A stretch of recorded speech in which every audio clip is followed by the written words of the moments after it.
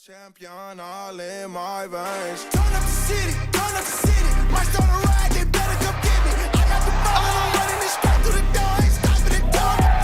Way I be switching them styles, I probably won't run out of flavor until I turn 60. 7 times 70, I forgave all of my doubters inside. No God for the best me. Pushing myself to the limit. If I never give up, I'm a winner. Pushing myself to the limit. If I never give up, I'm a winner. Pushing myself to the limit. If I never give up, I'm a winner. Cadet d'une fratrie de 3 enfants, Nick Kyrgios naît à Canberra en 1995. Son père, Giorgos, est peintre d'origine grecque. Sa mère, Norlaila, est ingénieure en informatique, née en Malaisie dans une famille qui appartenait autrefois à la noblesse locale. Un foyer multiculturel, chaleureux, exigeant, et le terreau parfait pour un caractère explosif. Car dans son enfance, Nick n'est pas ce prodige qui vit raquette en main. Au contraire, son premier amour, c'est le basket. Il passe des heures devant la NBA, fasciné par le bruit du parquet, l'énergie des salles américaines, le côté spectacle, brut, vivant. Le tennis, c'est secondaire, un compromis avec son père qui l'inscrit pour se dépenser, sans imaginer que ce sport deviendra un jour son destin. Pourtant, les entraîneurs voient très vite ce que lui refuse encore d'admettre. Nick a quelque chose de différent. Une coordination hors norme, un toucher de balle insolent, un sens du timing que personne ne peut lui enseigner. Il ne s'entraîne pas vraiment, mais il bat déjà des joueurs plus âgés, disciplinés et plus sérieux. Et un jour, la réalité le rattrape. À 14 ans, il comprend que le basket restera une passion, mais que le tennis pourrait bien changer sa vie. Il laisse le parquet derrière lui à contre-cœur pour se consacrer complètement à ce sport qu'il n'a jamais vraiment choisi, mais qui semble, lui, l'avoir pris sous son aile. Il intègre alors les programmes de la fédération australienne, un monde structuré, strict et méthodique, exactement l'opposé de lui. Très vite, les tensions apparaissent. Nick n'aime pas les règles, n'aime pas la rigidité et n'aime pas qu'on lui dise comment frapper, comment s'entraîner ou comment se comporter. Lui veut faire à son rythme et à sa manière. Une manière brillante, imprévisible, mais parfois autodestructrice. Mais le talent finit par exploser. En 2013, il devient numéro 1 mondial junior et remporte l'Open d'Australie junior. Un an plus tard, il fait déjà ses débuts chez les professionnels, et la planète tennis s'apprête à découvrir un joueur que personne n'oubliera jamais.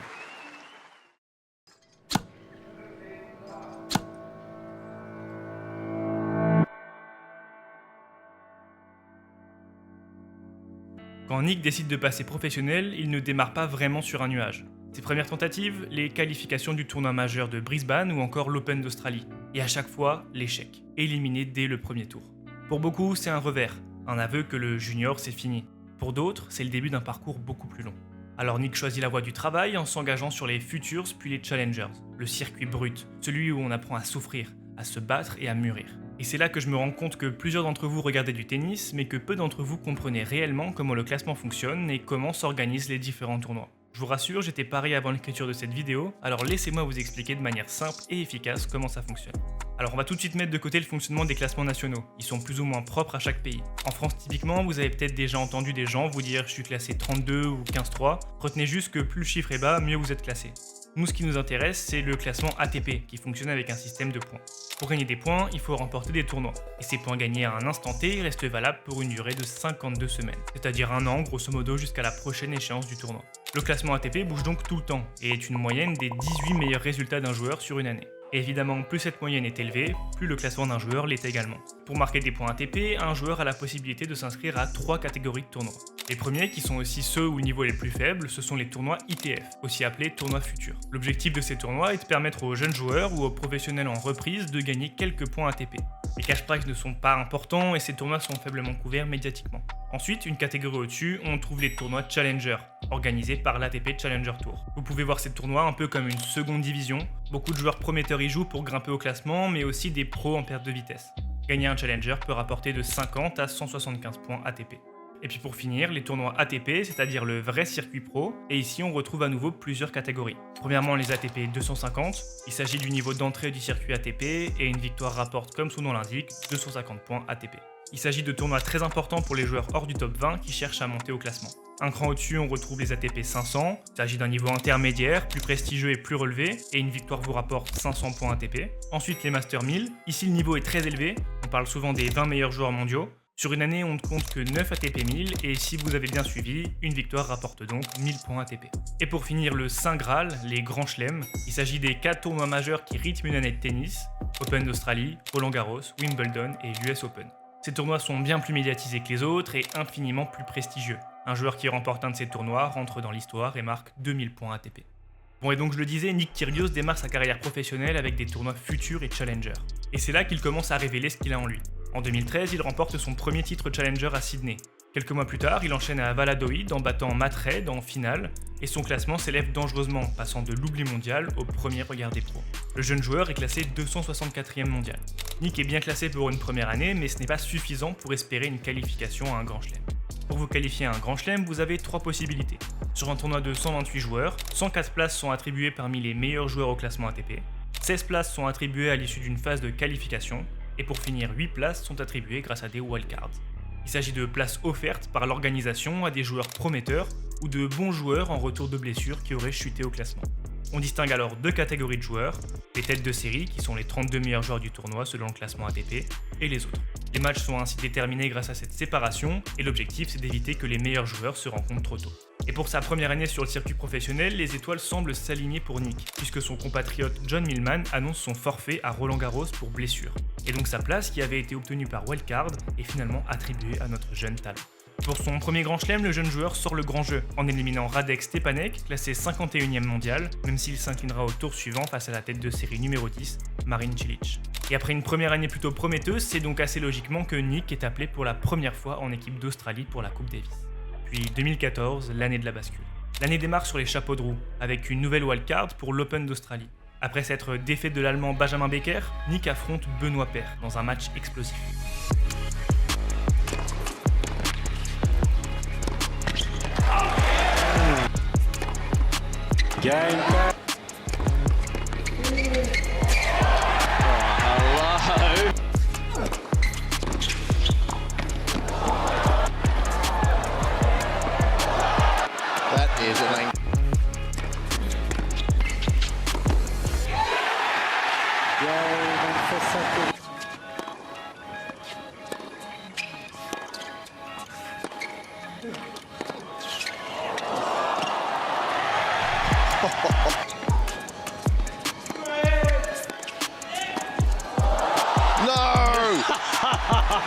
You can't do that.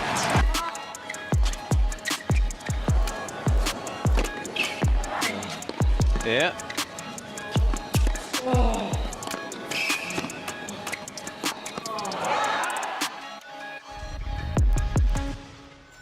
Même si Nick perd, il a quand même réussi à prendre 2 sets. Il y a cette étincelle, ce quelque chose d'intangible, mais on sent qu'il manque encore un quelque chose. En avril, sur le circuit Challenger, Nick performe avec des victoires à Sarasota, puis à Savannah. Il enchaîne avec un triomphe en juin au Nottingham Challenge. Il semble survoler le championnat Challenger, mais n'arrive pas à exprimer son jeu en circuit ATP. Mais grâce à ses bons résultats récents, le jeune Australien décide de se lancer. Il accepte la wildcard offerte pour le grand chelem le plus prestigieux, le tournoi sur gazon de Wimbledon.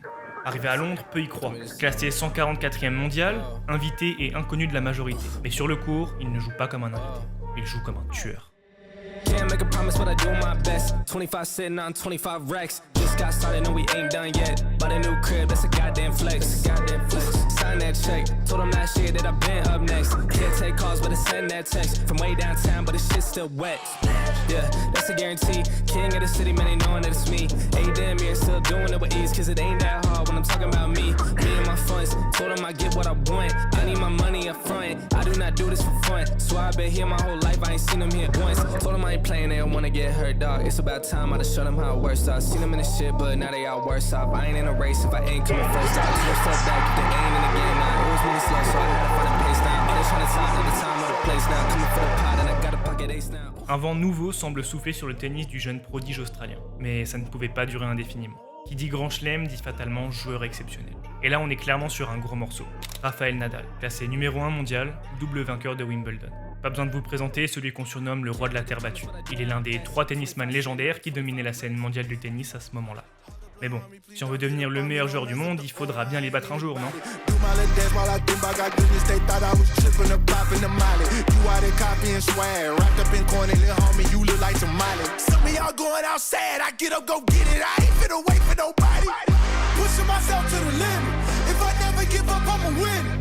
Pushing myself to the limit. If I never give up, I'ma win. Pushing myself to the limit. If I never give up, I'ma win. Pushing myself to the limit. Pushing myself to the yeah. I must be blind cause the way that it's looking, I'm trying, but I don't see no competition. I got success in my future, man. How do I know it? This prophecy, no premonition. I'm not afraid of your partners, they talk a big game, but they really just soft it and in it. They ain't wanna give me no A for the style that I made, so dog, I had to invent it. I gotta push to the limit.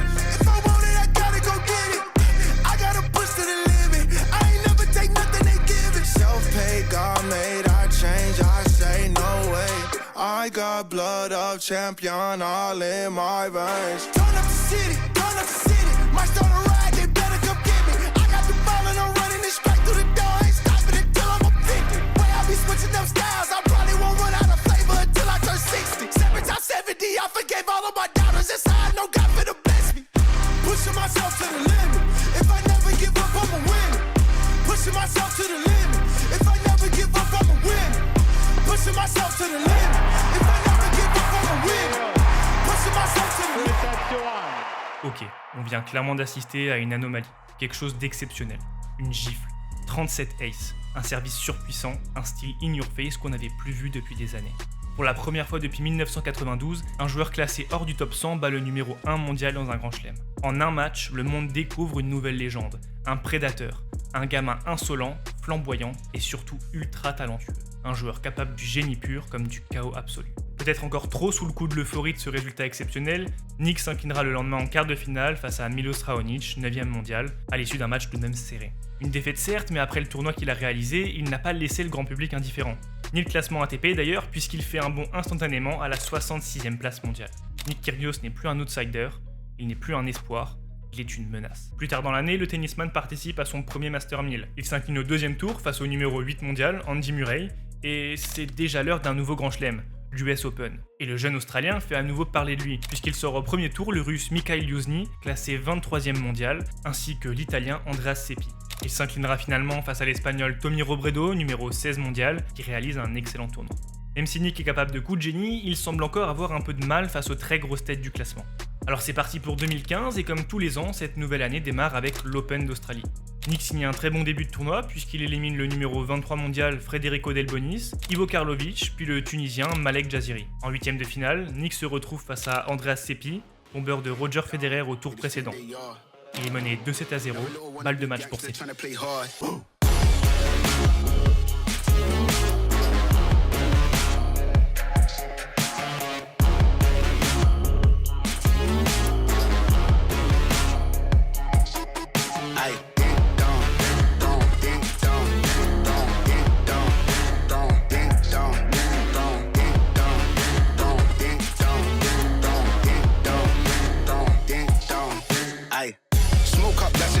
Free up the guys, then dip out the ends. Jump in the ride, then burn out the rims. Don't stop, don't coach the boy that I'm in. Now we doing the block with the up for events. Skin kept close, cause you plotting on them with the tits on 10. Batch in the back that's on tap, all ready to go and jump in. Ding down, they just think they are. Another little wannabe gangster trying to play hard. Ding down, they just think they are. Another little wannabe gangster trying to play hard. Ding down, ding down, ding down, ding down, ding down, ding down, ding down, ding down, ding down, ding down, ding down, ding down, ding down, ding down, ding down, ding.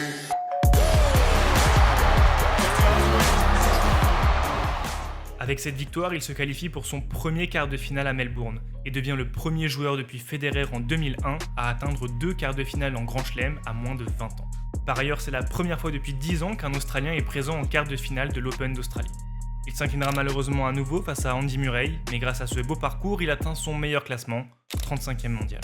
En avril, sur terre battue à l'Open d'Estory, il élimine Albert Ramos, Filip Krajinovic, Robin Haase et Pablo Carreno Busta pour atteindre la première finale ATP de sa carrière, qu'il perdra malheureusement contre le français Richard Gasquet en 2-7. Gonflé à bloc après ce tournoi, Nick enchaîne avec le tournoi ATP 1000 et Masters de Madrid. Il passe le premier tour, bien déterminé à aller en finale une nouvelle fois, mais dès le deuxième tour, le jeune tennisman rencontre Roger Federer, le roi du gazon, première tête de série et numéro 2 mondial. Bon bah, comme on dit... Oh shit, here we go again.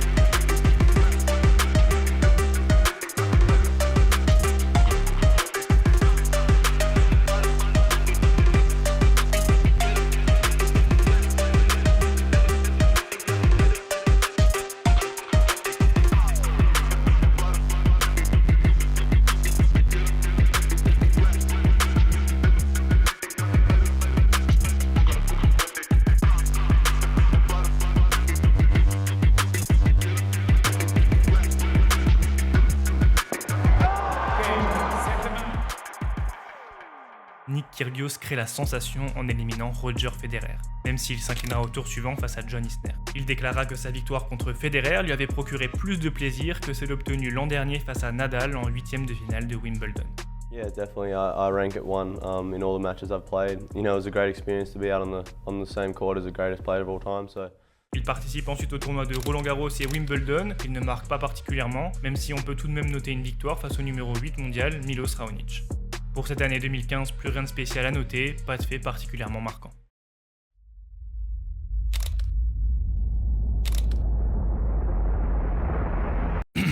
Bon ok, j'ai peut-être omis de vous raconter une partie de l'histoire.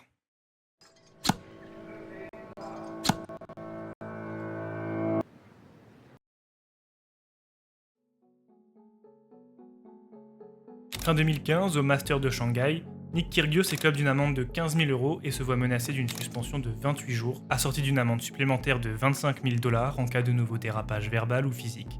Une sanction lourde et abrupte, mais surtout la conséquence d'un long engrenage. Parce que pour comprendre comment on en est arrivé là, il faut revenir quelques mois plus tôt, jusqu'au début de l'année 2015, car j'ai volontairement laissé quelques épisodes de côté. Si Nick a le talent pour devenir numéro 1 mondial, il traîne pourtant 3 faiblesses majeures. La première, son rapport aux règles. Nick déteste l'autorité. Il déteste qu'on lui dise quoi faire, et encore moins comment le faire. Et dans un sport aussi normé que le tennis, c'était évidemment voué à être explosif. Je vous avais dit que Nick n'avait pas particulièrement marqué Wimbledon cette année-là. En vérité, je vous ai menti à moitié. Les résultats n'étaient effectivement pas mémorables. Mais le monde entier, lui, se souvient de son match contre Richard Gasquet. Car ce jour-là, Nick se comporte à la limite du respectable.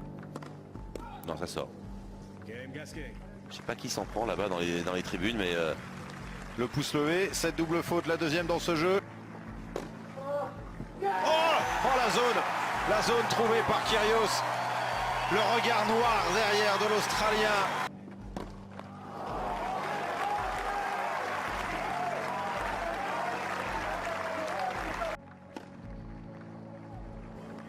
c'est quand même à l'appréciation de l'arbitre. Hein. Et il commence à se faire huer, Nick Kyrgios. Honnêtement, c'est honteux. En 8e de finale à Wimbledon. C'est scandaleux. Bon, jeu blanc pour Richard Gasquet. Insolence envers l'arbitre, pique envoyé au public, attitude nonchalante et provocation gratuite. Nick n'a pas peur de s'en prendre à qui que ce soit, et cette attitude va cimenter sa réputation de bad boy du tennis. So, do you think that the crowd, did they misjudge you when they started booing? Because I heard the booing from the crowd at that moment. Yeah, and then I started playing well and they started cheering. Did you hear that too? Yeah, I did, but Okay. it's so Okay. rare to hear No, the crowd that's okay. boo at Wimbledon, that's the thing. Okay.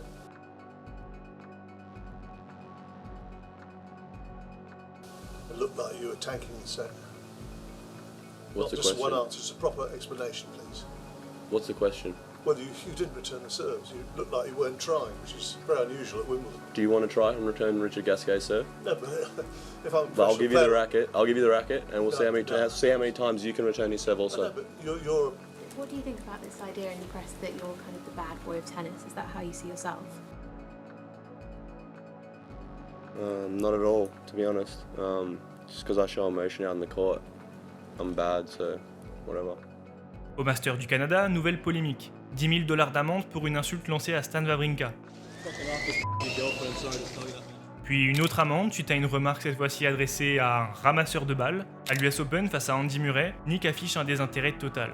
Parfois quand il est contrarié, il décide tout simplement que le match ne vaut plus la peine d'être joué. Il balance les points et parfois quitte le court, littéralement. Et nous voilà enfin au Master de Shanghai. Nick dépasse les bornes, c'est son 3e avertissement de la semaine et la sanction est immédiate. Mais surprenamment, Nick ne semble pas plus affecté que ça, puisque 2016 démarre en fanfare avec une victoire à la Hopman Cup contre Zverev, puis contre le numéro 2 mondial Andy Murray. Il remporte aussi son premier tournoi ATP à Marseille en battant Richard Gasquet, numéro 10 mondial, Berdych, numéro 8 et Cilic, numéro 12. Et quand je dis victoire, j'aurais pu utiliser le terme destruction. Pour que vous vous rendiez bien compte, Nick remporte ce tournoi sans perdre le moindre set et sans avoir été breaké une seule fois. Une domination totale. Puis il enchaîne, demi-finale au Master 1000 de Miami, remporte le titre à l'ATP 250 d'Atlanta ainsi que son premier ATP 500 à Tokyo. Sans résultat exceptionnel en Grand Chelem, Nick signe tout de même une année 2016 satisfaisante. Et ce, malgré les polémiques qui l'entourent. Parce que c'est ça Nick Kyrgios, un showman, un personnage qui ne laisse personne indifférent, l'un des joueurs les plus suivis du monde, un virtuose athlétique qui rallume la flamme d'un sport souvent trop silencieux.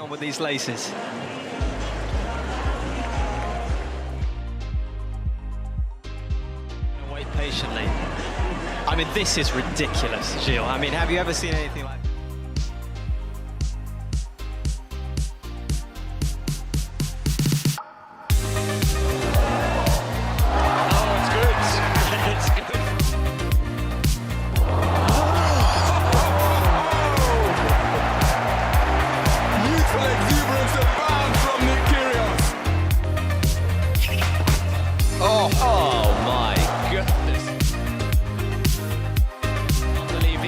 Just found there.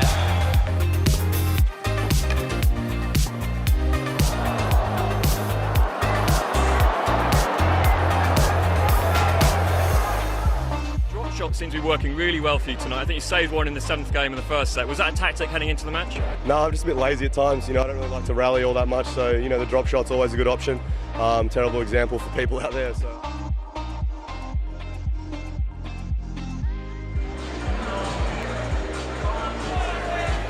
Slipped out of my hand. It slipped out of my hand. Yeah, but it slipped out of my hand. Yeah, but it slipped out of my hand. Yeah, but it slipped out of my hand. I was trying to drink and it slipped out of my hand. Why do you want to be on a Sunday night? You got nothing else to do on a Sunday night. You got nothing else to do on a Sunday night.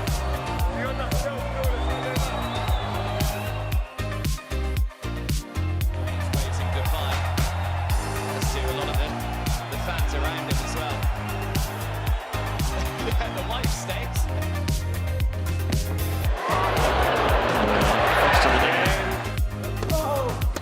Can't buy a first down.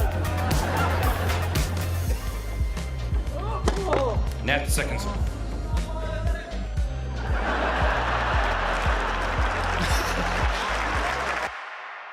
Et dans un sport où la distance n'a jamais été aussi grande entre un public silencieux et un joueur de tennis absorbé par son match, Nick brise tous les codes et invite ses supporters à faire partie du match avec lui.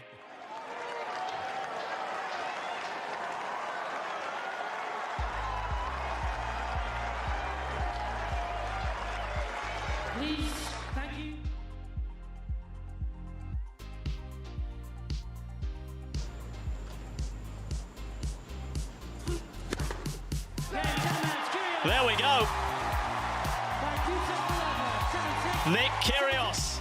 Et résumer Nick Kyrgios au grand méchant du tennis serait simpliste et réducteur, car c'est toutes ces sorties, tous ces moments iconiques, toute cette humanité aussi, qui finalement forgent la légende de ce joueur incroyable. Alors quoi de mieux pour démarrer une nouvelle année que d'affronter au Mexique le dernier des trois rois, le roi du dur, Novak Djokovic, numéro 2 mondial.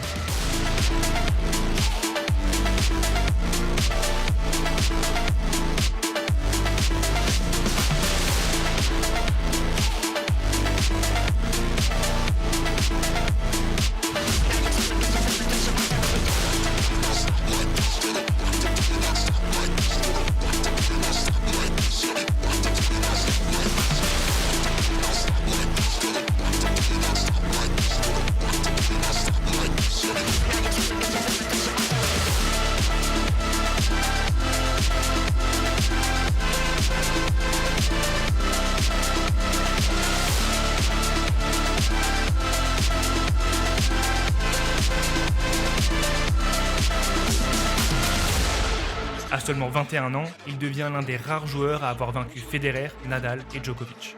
À Indian Wells, il remet le couvert.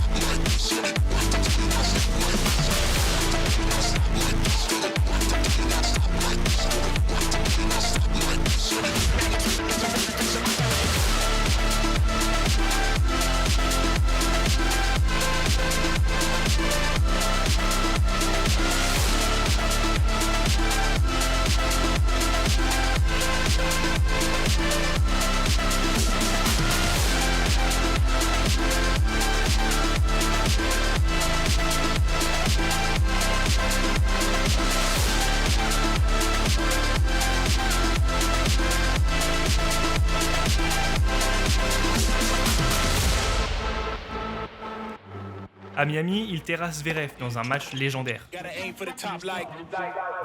Hold up.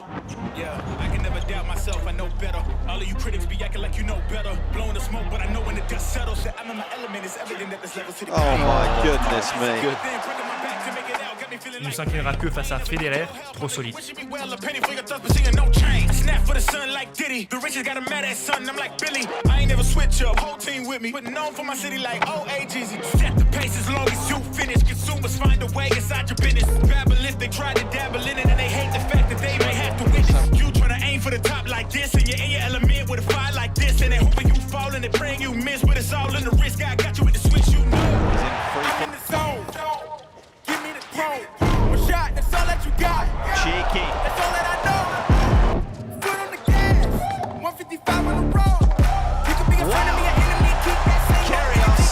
I know. I'm in my element, ooh, yeah. I'm in my element, ooh, yeah. I'm in my element, I'm in my element, ooh, yeah. I'm in my element, ooh, yeah. I'm in my element, ooh, yeah. Keep that same energy. I'm in my element, ooh, yeah. I'm in my element, flow is like water. I'm forced through the fire, I'm feeling like gold. Gotta stay grounded, stay down to earth, following God, and you grinding, you do as you told. I don't work to make you like me. Let them run center where it's Spike Lee. And God came in the nick of time. They think I'm crazy, but I might be.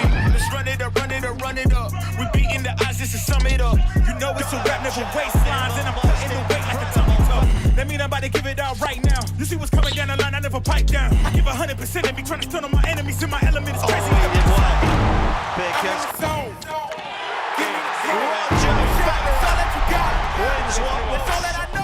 Puis Cincinnati arrive, un duel attendu face à Rafael Nadal, numéro 1 mondial.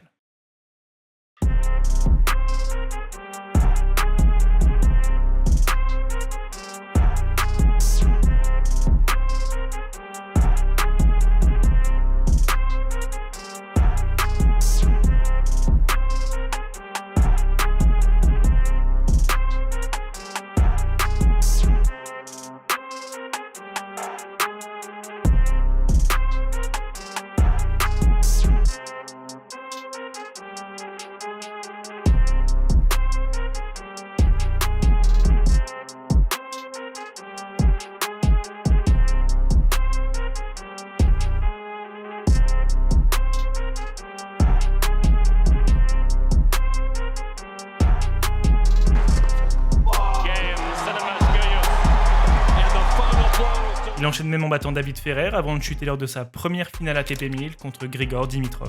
Le tennis de Nick Kyrgios ne semble jamais avoir été aussi bon. Tout semble enfin possible. Alors passons rapidement en revue les autres bons résultats de cette année 2017. Et c'est précisément là qu'il faut qu'on parle de sa deuxième faiblesse, son corps. En 2017, une mauvaise chute au tournoi du Queens provoque une blessure à la hanche. Résultat, abandon à Wimbledon et fin de saison prématurée. Mais les signaux d'alerte, eux, étaient déjà là depuis 2015. Dès le début de l'année, en janvier, le jeune joueur avait été obligé d'abandonner en raison de douleurs au dos et de problèmes au lombaire. En mars, au tournoi de Indian Wells, il est à nouveau forfait pour une entorse et des ligaments abîmés. Et en octobre, suite à des problèmes au bras, il est carrément obligé de mettre fin à sa saison 2015. Comme beaucoup de génies, Nick porte sa malédiction. Son corps le trahit au moment où il pourrait briller le plus. À son retour, Nick n'est pas totalement remis. À part un titre à Brisbane, ses résultats sont en demi-teinte. Puis une nouvelle blessure au coude, encore une saison amputée. Et là, un cercle vicieux se met en place. Blessure à répétition, résultats en chute et pression médiatique constante. Tout cela l'entraîne dans une spirale bien plus sourde, bien plus dangereuse, sa troisième faiblesse. Car derrière le showman insolent, derrière le clown provocateur, se cache en réalité un joueur profondément fragile. Un jeune homme rongé par un mal-être que personne ne voit, mais qui va bientôt exploser au grand jour.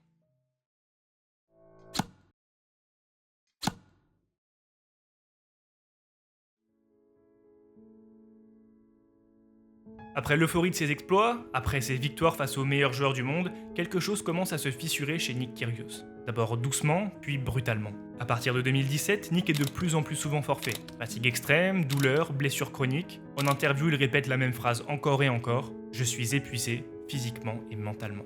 Lors d'un match de la Laver Cup, Nick laisse même couler quelques larmes après la rencontre. Une rareté chez lui, un moment de fragilité capté en direct. En fin de saison, au Master de Shanghai, il abandonne à nouveau, sans réelle explication, sous les sifflets du public expliquant en interview ne pas se sentir très bien. À cause de cet abandon, il est condamné à $10 000 d'amende et privé de sa prime de participation pour comportement antisportif.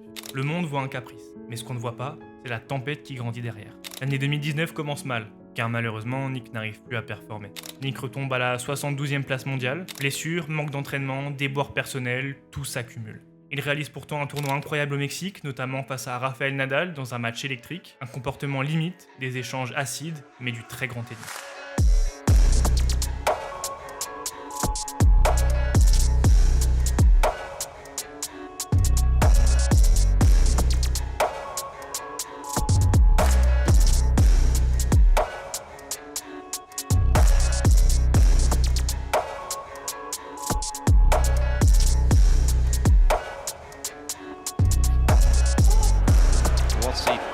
What's he done here? Well, you were wondering about the underarm serve earlier, Miles.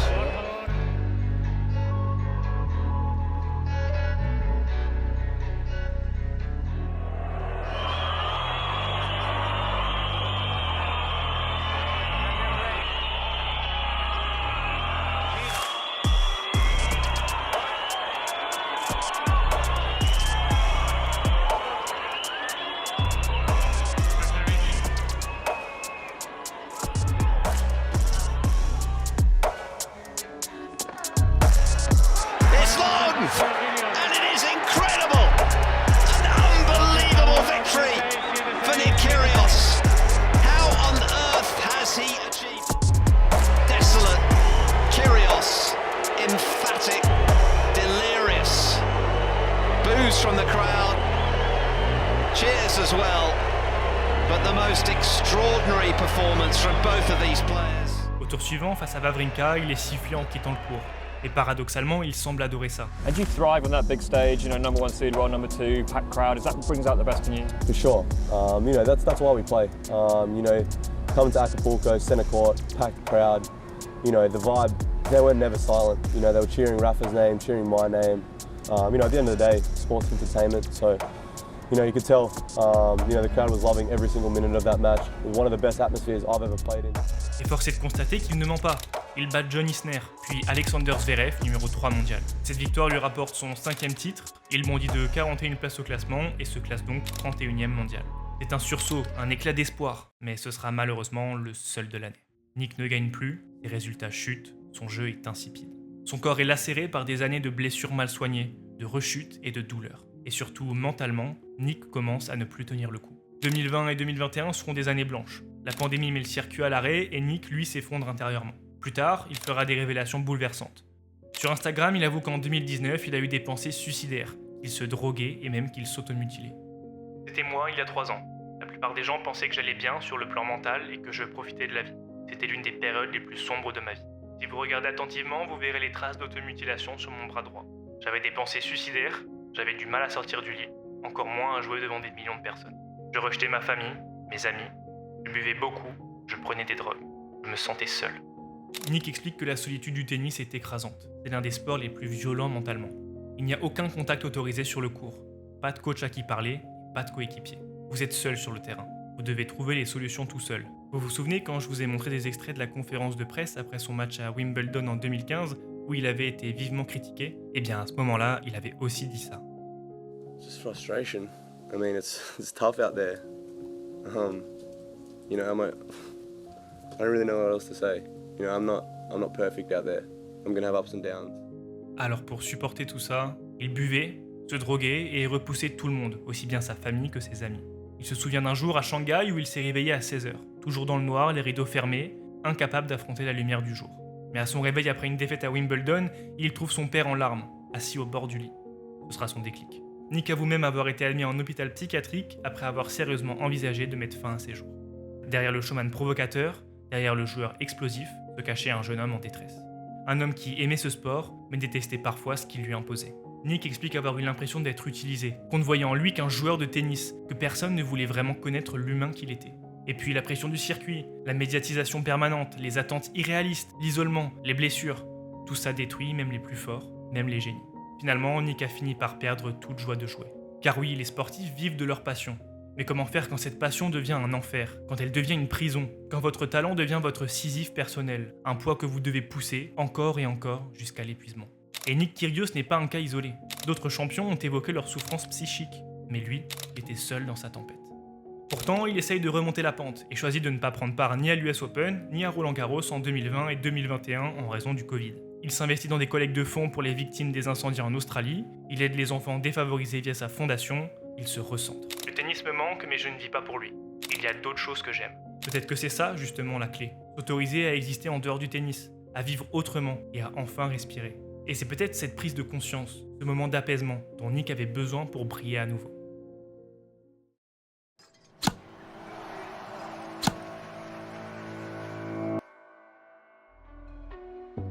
Après 2 années de pause, entre blessures, problèmes personnels et doutes, Nick Kyrgios revient enfin sur un court de tennis en janvier 2022, à l'Open d'Australie. Son tournoi, son pays, son public. En simple, le retour est bref, mais spectaculaire.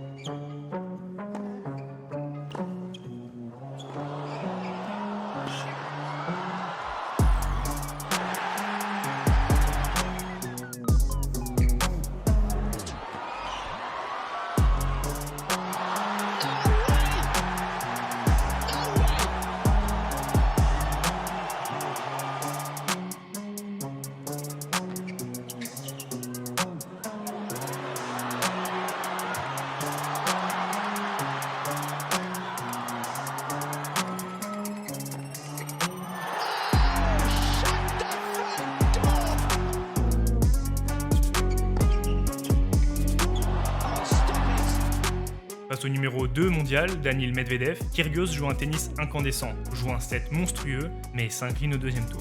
Mais c'est en double que la magie opère. Aux côtés de son ami d'enfance, Thanasi Kokinakis, il crée la surprise. Ils éliminent tête de série après tête de série et se retrouvent en finale.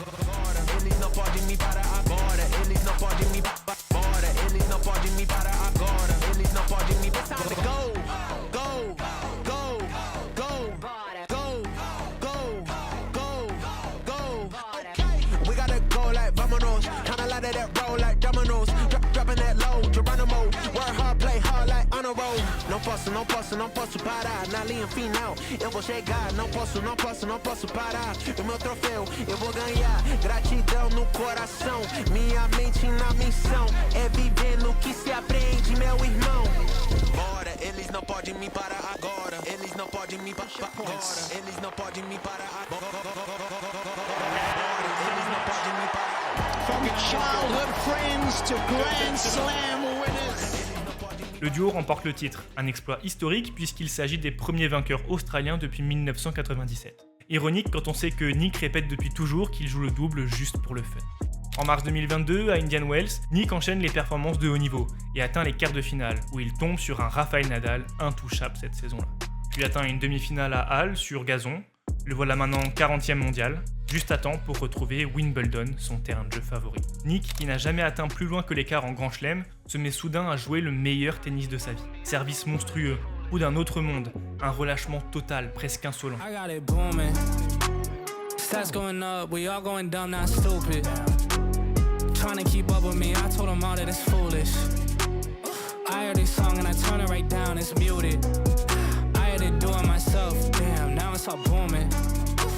Said it's impossible, I had to go out and do it. It's getting hot, yeah, now it's humid. Feeling like Floyd, I'm 50 and no can't dispute it.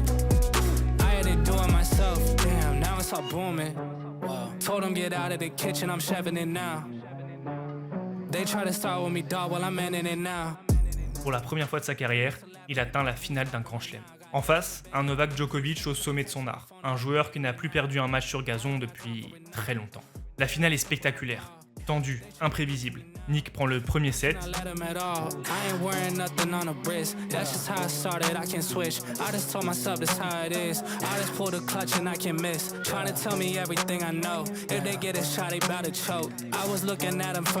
Puis Djokovic déroule son tennis.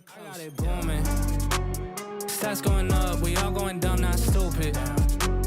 Trying to keep up with me, I told them all that it's foolish.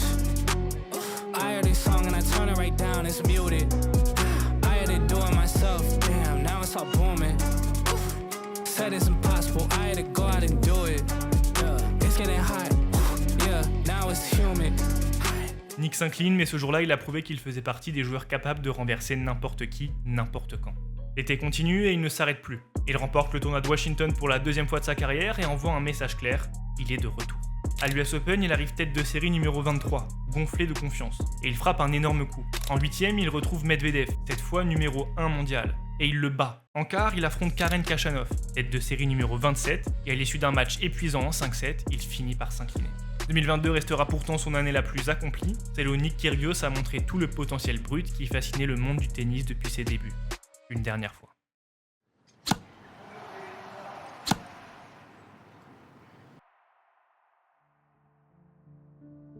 Malheureusement, à partir de 2023, tout se dérègle à nouveau. Comme si l'étoile qui avait brillé si fort en 2022 avait consumé ses dernières forces pour offrir un ultime éclat.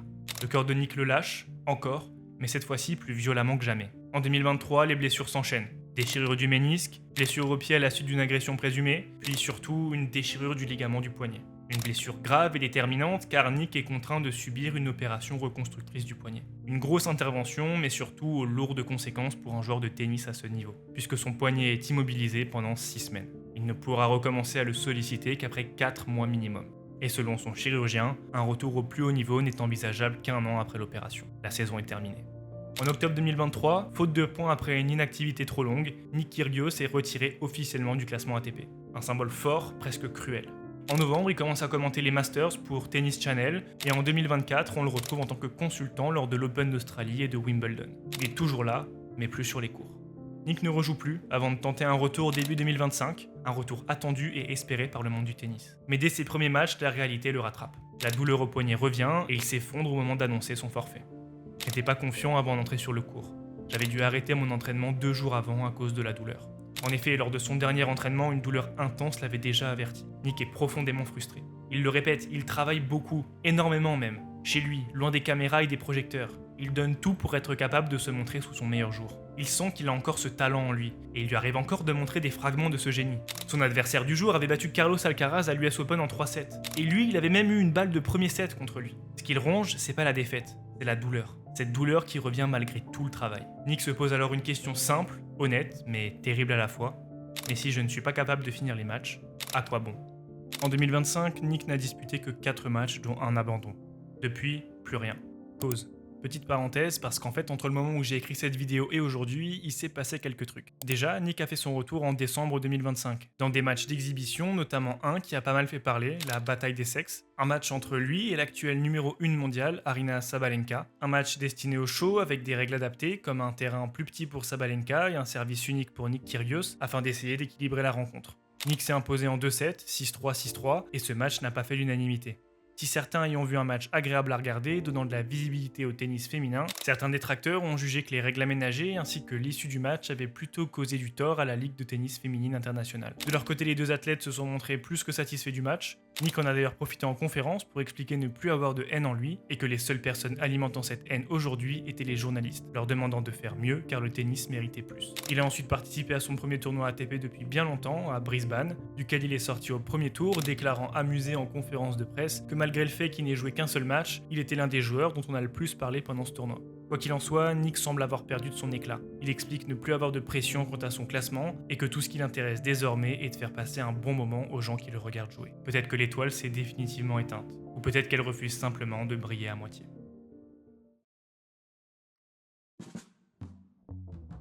Nick Kyrgios n'a jamais été un joueur comme les autres. Il n'a jamais voulu l'être. Un joueur qui nous a rappelé que derrière le talent, derrière le spectacle, derrière le génie, il y a un corps, et surtout un être humain. Nick Kyrgios, c'est l'histoire d'un talent brut, mais aussi celle d'un combat intérieur entre le besoin d'aimer ce sport et la douleur qu'il lui a infligée. Aujourd'hui, même s'il ne joue plus aussi souvent, il semble plus apaisé. Il dit ne plus vouloir que sa carrière le définisse, qu'il voudrait simplement être heureux. Et finalement, c'est peut-être ça sa plus grande victoire, avoir survécu à lui-même.